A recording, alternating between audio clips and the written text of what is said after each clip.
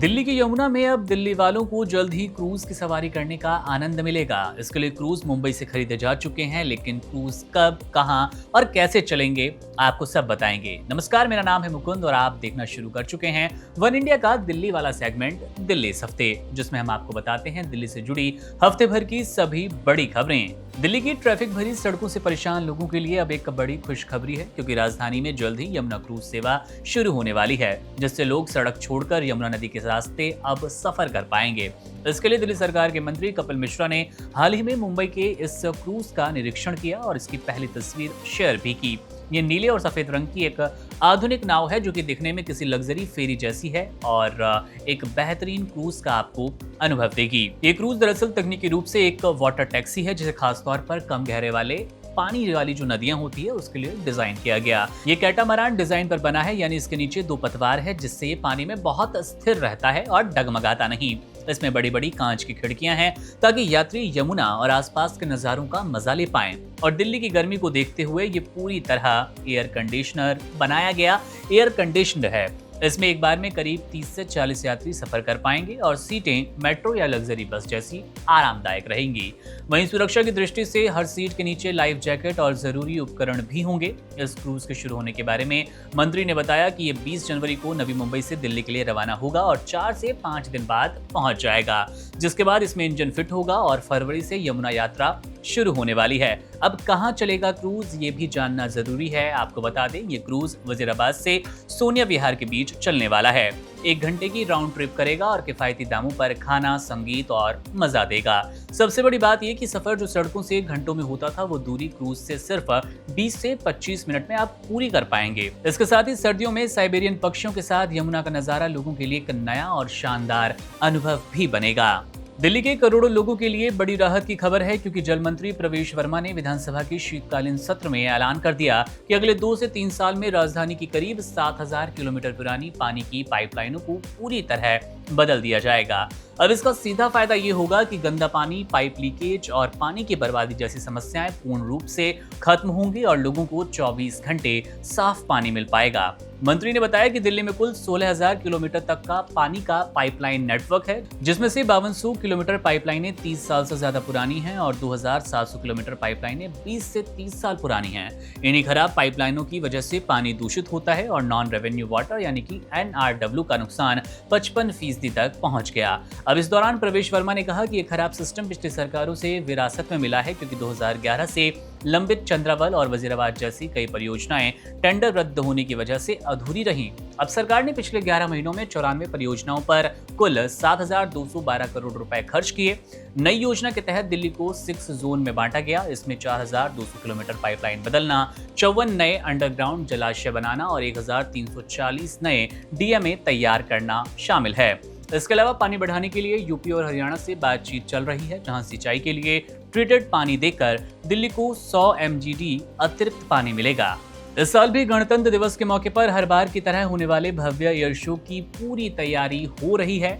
पूरी तरह से इस एयर शो को सुरक्षित बनाने के लिए दिल्ली वन विभाग ने खास और दिलचस्प रणनीति अपनाई। इसका मकसद है कि दिल्ली के आसमान को चील, बाज, गिद्ध और खासकर काली चील जैसे बड़े पक्षियों से खाली रखना, क्योंकि एयर शो के दौरान भारतीय वायुसेना के फाइटर जेट और विमान बहुत कम ऊंचाई पर उड़ते हैं और ऐसे में किसी भी पक्षी से टकराव एक बड़े हादसे को न्योता देना जैसा है।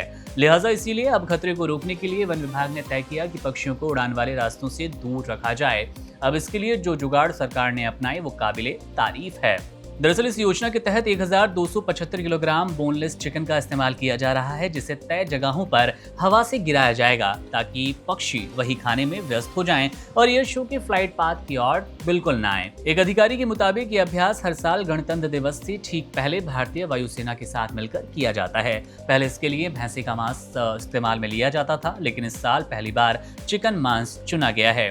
यह अभियान 15 जनवरी से 26 जनवरी तक चलेगा और दिल्ली के करीब 20 स्थानों पर इसे लागू किया जाएगा, जिनमें लाल किला, जामा मस्जिद, मंडी हाउस, दिल्ली गेट और Maulana Azad institute of dental sciences जैसे इलाके शामिल रहेंगे, जहां आमतौर पर पक्षियों की संख्या ज्यादा रहती है। हर जगह रोज करीब 20 किलो चिकन डाला जाएगा, यानी कि कुल मिलाकर रोजाना लगभग 400 किलो मांस छोटे छोटे टुकड़े हवा में डाले जाएं। ताकि पक्षी नीचे ही मंडराते रहें और ऊंचाई पर बिल्कुल ना जाए।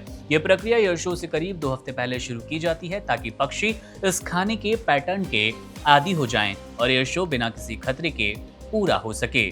दिल्ली वालों के लिए एक और बड़ी अच्छी खबर है, क्योंकि अब दिल्ली सरकार को पहली बार अपना खुद का फाइनेंशियल सिस्टम मिल चुका है। दरअसल दिल्ली सरकार और भारतीय रिजर्व बैंक यानी कि आरबीआई के बीच एक ऐतिहासिक समझौता हुआ, जिसके बाद अब दिल्ली सरकार खुले बाजार से सीधे लोन ले पाएगी। इसका फायदा ये होगा, इसका असर ये होगा कि विकास के कामों के लिए पैसों की कमी नहीं होने वाली। इसमें सबसे बड़ी बात यह कि अब दिल्ली सरकार को कर्ज बहुत सस्ता मिलेगा। पहले जहां कर्ज 12 से 13% तक ब्याज देने पर मिला करता था, अब वही पैसा करीब 7% ब्याज दरों पर उपलब्ध होगा। इससे सरकार का खर्च कम होगा और फायदा आखिरकार आम लोगों को मिलने वाला है। इस समझौते के तहत आरबीआई अब दिल्ली सरकार का बैंकर, कर्ज मैनेजर और फाइनेंशियल एडवाइजर बन पाएगा। इसके अलावा दिल्ली सरकार के पास जो अतिरिक्त पैसा होगा उसे आरबीआई रोजाना ऑटोमेटिक तरीके से निवेश करेगा, ताकि वो पैसा खाली ना पड़े और उस पर ब्याज भी मिल पाए। आपात स्थिति में सरकार आरबीआई से वेज एंड मीन्स एडवांस और स्पेशल ड्राइंग फैसिलिटी के तहत कम ब्याज पर तुरंत पैसा ले पाएगी, जिससे सैलरी, पेंशन और जरूरी खर्च समय पर पूरे हो पाएंगे। इस समझौते के बाद दिल्ली के खाते केंद्र सरकार से अलग हो जाएंगे और दिल्ली को भी अब दूसरे राज्यों जैसी स्वतंत्र बैंकिंग और उधारी वाली व्यवस्था मिल गई है। अब इससे पैसा सिर्फ विकास के कामों में इस्तेमाल होगा, यानी कि किसी तरह का झंझट नहीं होगा। दिल्ली में आवारा कुत्तों का काफी आतंक है, लेकिन जब सरकार कुछ भी एक्शन लेने जाती है तो पेट लवर्स अड़ंगा डालते हैं। अब लिहाजा आवारा कुत्तों को काटने और उससे होने वाले रेबीज के चलते कई मौतों को देखा गया और मौतों को कम कैसे किया जाए इस पर विचार किया गया। इसके लिए सरकार ने एक तरकीब निकाल ली, जिसके लिए दिल्ली सरकार अब रेबीज से होने वाली मौतों को पूरी तरह खत्म करने की तैयारी कर चुकी है बड़ा, और इसके लिए एक सख्त कदम उठाने जा रही है। जल्द ही दिल्ली में रेबीज को महामारी रोग अधिनियम के तहत अधिसूचित रोग घोषित किया जाएगा और इसकी आधिकारिक अधिसूचना भी जारी होने वाली है। अब इसका मतलब ये कि अब रेबीज को हल्के में बिल्कुल ना लिया जाएगा। इस फैसले के बाद दिल्ली के सभी सरकारी और निजी अस्पताल, मेडिकल कॉलेज, नर्सिंग होम और प्राइवेट डॉक्टरों को रेबीज के हर संदिग्ध, संभावित या फिर पक्के इलाज की जानकारी तुरंत जिला और राज्य स्वास्थ्य अधिकारियों को देनी होगी।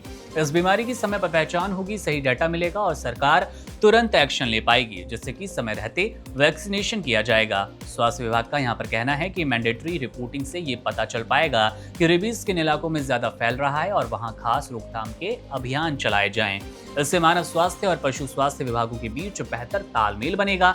यहाँ पर यह भी जानना जरूरी है कि रेबीज के लक्षण दिखने के बाद ये बीमारी लगभग हमेशा जानलेवा होती है, लेकिन अगर कुत्ते के काटने के तुरंत बाद वैक्सीन और इम्यूनोग्लोब्यूलिन ले लिया जाए तो इसे 100% तक रोका जाएगा। अब इसी को ध्यान में रखते हुए दिल्ली सरकार ने मजबूत इंतजाम किए। दिल्ली के 11 जिलों में 59 स्वास्थ्य केंद्रों पर एंटी रेबीज वैक्सीनेशन उपलब्ध है और आप 33 सरकारी अस्पतालों में भी एंटी रेबीज सीरम या फिर इस तरह की कोई भी टीकाकरण की सुविधा ले पाएंगे। आप इंजेक्शन लगवा सकते हैं, जिससे भविष्य में इन खतरों को कम किया जाएगा। जाहिर तौर पर ये एक बड़ी राहत की बात होगी रेबीज से बचने के लिए, इस महामारी को रोकने के लिए। तो ये थी दिल्ली की वो बड़ी खबरें, हफ्ते भर की सभी बड़ी अपडेट। आपको हमारा ये सेगमेंट कैसा लगा कमेंट बॉक्स में जरूर बताइएगा। तमाम बड़ी खबरों, अपडेट्स और जानकारी के लिए आप बने रहिए वन इंडिया के साथ। शुक्रिया। Subscribe to One India and never miss an update. Download the One India app now.